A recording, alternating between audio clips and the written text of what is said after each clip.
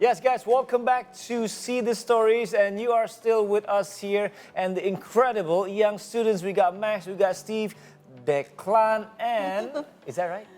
And Clayton. That's right. Guys, we're still talking about clean air, indoor clean air. Hey, look at that, clean air, clean air. Oh, I like it, guys. So, Max, tell us what specific challenges that you faced when initiating this project, and tell us also how you overcame them. Okay. So one of the biggest issues we had when starting out Klinair was actually sourcing these MERV 13 filters. Because these Corsi Rosenthal boxes are designed in the United States, they were like, I guess the technology was invented in the United States, where the MERV 13 filters are much more common, we sort of, I guess, struggled to find them here. But through persistence, and a lot of contacting different people, we found ways to make it work. And another one of the bigger issues that we had is actually convincing schools about the effectiveness of the Corsi Rosenthal box, as well as the dangers of indoor air pollution. Because some people think like, oh, if the air indoor is polluted, we can just like turn on a fan or something or open the door and it'll like solve the issues. But that's not always the case. Yeah. So what we did to solve that problem is we partnered with a local NGO called Udara, which is an NGO that is concerned with air pollution as a whole. And they helped advocate for us, and also we went to a few of their events and talked there. And to convince schools that the CR box is an effective technology, we tested it ourselves, as Declan and Steve showed earlier, using the laser particle counter. And if you actually check online, these Corsi Rosenthal boxes has been tested by companies such as 3M to show that they're, I guess, legit. And they're also being used currently by universities like Brown University, UC San Diego, and UC Davis, which are all like, I guess, credible sources. Okay, very nice. So now you have this in here in Jakarta. Yeah. Yeah. So before we took the break, you mentioned something about donating all these boxes, right? Yeah. So you guys don't sell it, but you just donate it to schools. How do you know which schools need them? Like, how do you do your research, and are there any levels? And we just want to know, how do you distribute them? So towards the start of the project, we since it was new to us, we didn't really know how to approach the issue of finding schools, right? So we looked through around schools nearby our school with the help of our Kepala Sekolah. And then we went to contact them individually, and then we visited their school to see if if it's like a school fit to donate the Corsi Rosenthal boxes, since we don't really have a strict criteria to donate them. But recently we have had a few cases where the Kepala Sekolah of the school comes to approach us to invite us to either talk or donate some CR boxes to them, and we would go visit them and talk to the Kepala Sekolah and like see what arrangements we can make with them. Okay. And how long did that take, that very first initial step, to go to schools, talk to the headmasters, and then decide, okay, you guys, we're gonna award you this CR box? It really took a lot of, I guess, like preparation, because we're all still in school, right? So it takes a lot of effort. 12th grade, you guys are graduating very soon. You're going on to 11th. Yes. Exactly. It's not an easy year for you guys. You gotta prepare for that. So it was the initial process of visiting schools is usually like within a week or 2 or 3 at most. We can arrange a date and like an event schedule. But at the start, it would take maybe a month or 2 for us to actually talk to the Kepala Sekolah, because we were all very new to it, and it was also hard to find time for us to visit them during the weekday. Right. Is your school supporting this? Yes. Okay. Yes. Good. It's very good. That's Very great. supportive. Okay. Yeah, so in addition to device distribution, Klinair also focuses on education through interactive workshops. How has it been going so far? And what is that, interactive workshops? Can you tell us a little bit more about it? Right, so when we do our donations, obviously, we go to the school and we actually prepare a presentation. We sort of go through not only the importance of this, but also the science. Say like what we just did just now at the demonstration, we would do the same thing with them.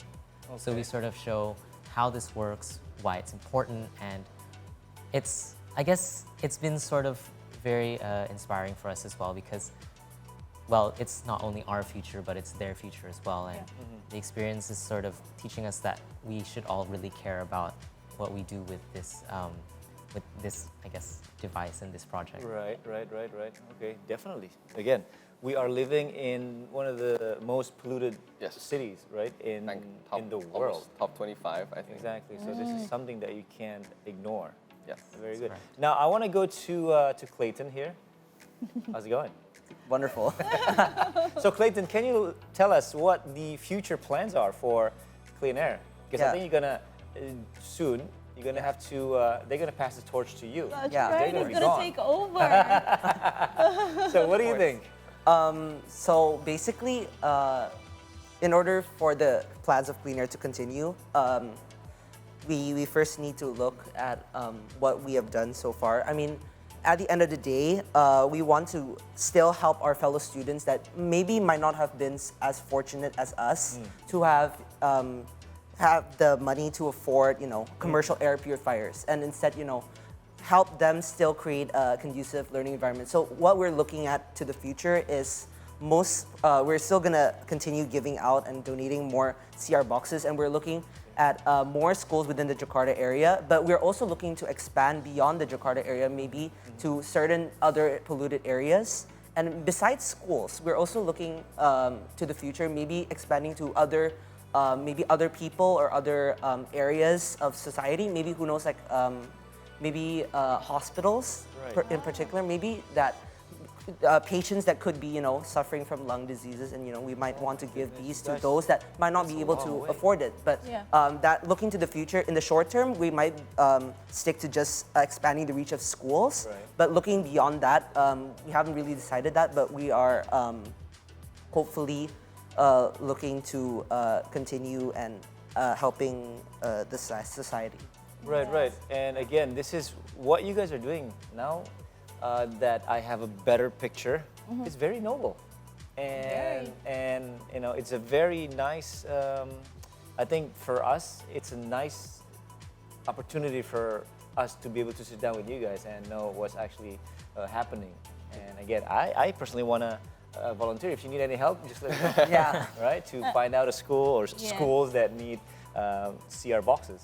And I think for you, your homework will be like opening new recruitments, right? Yes, exactly. You'll need new people in your team. Yeah. All right, guys. So here in our show, we love to play games, or at Oh, least, yes. just Of to make sure course. that we're learning something here, right? Uh-huh. So on the plasma, where there'll appear statements related to air pollution. Ranga and I will guess whether the statement is true or false.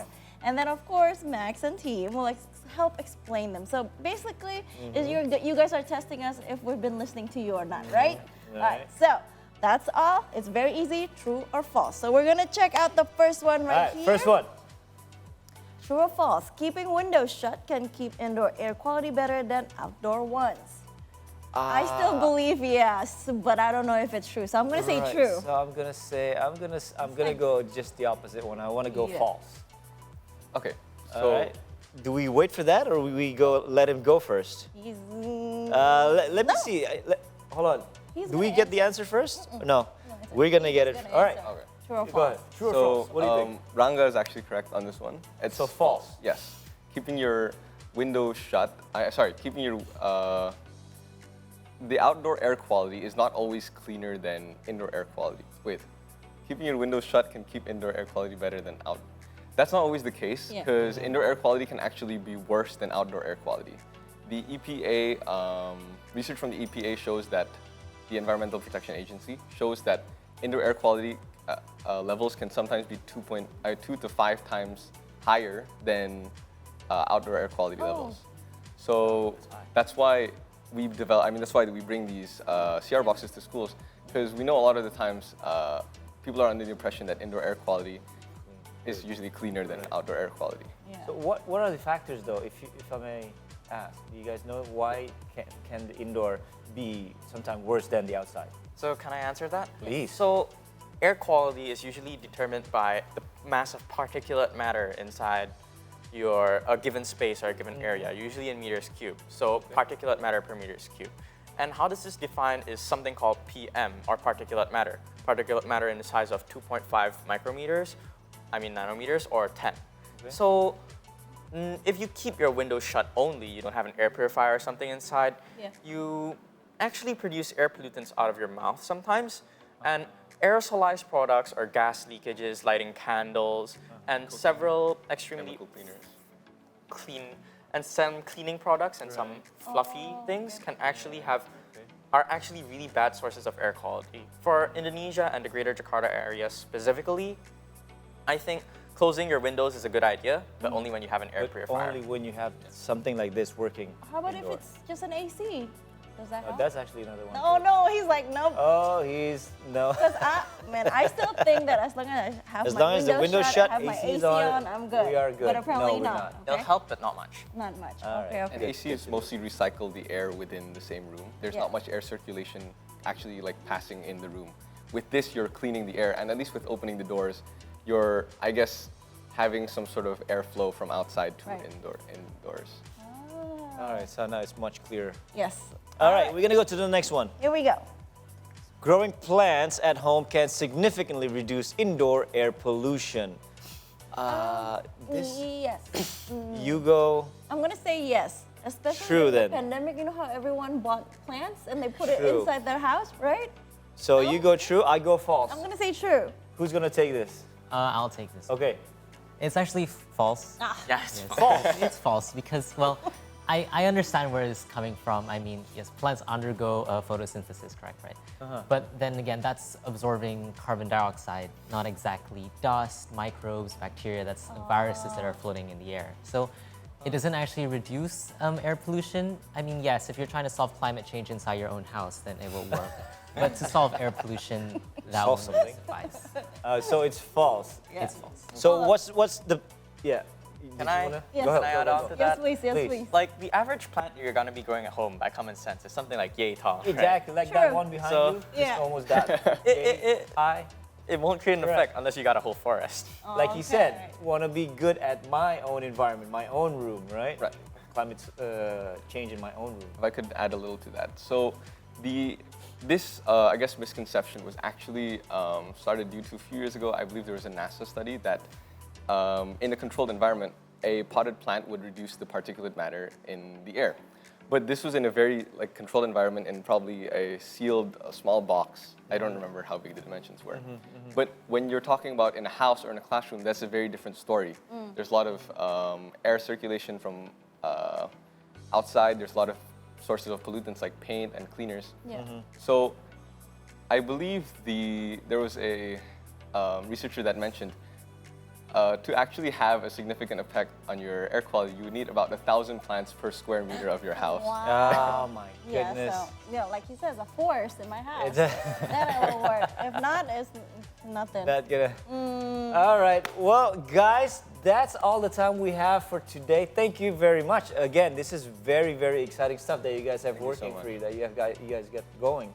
I hope that you guys can continue on doing good deeds. This is a very good one, Yes, right? it is. And again, all three of you are graduating soon. Hopefully, all the process is going smoothly. Thank you, thank you. And you are. Hopefully, that Yeah. 11th grade is gonna be a great one for you too, right? Yeah. You going to 11? Oh, is that? Grade Was 11. that not supposed to say that? Crossing my fingers. Yeah. All All right, guys. Thank you very much for coming. Thank So, guys, that was Max, that was Steve, that was Declan, and Clayton stopping by here to show us what Klinair is for. All right, now since we talked about technology to control air quality, now see the stories. We'll continue after the break with 5 greatest inventions of the past decades. Stay with us.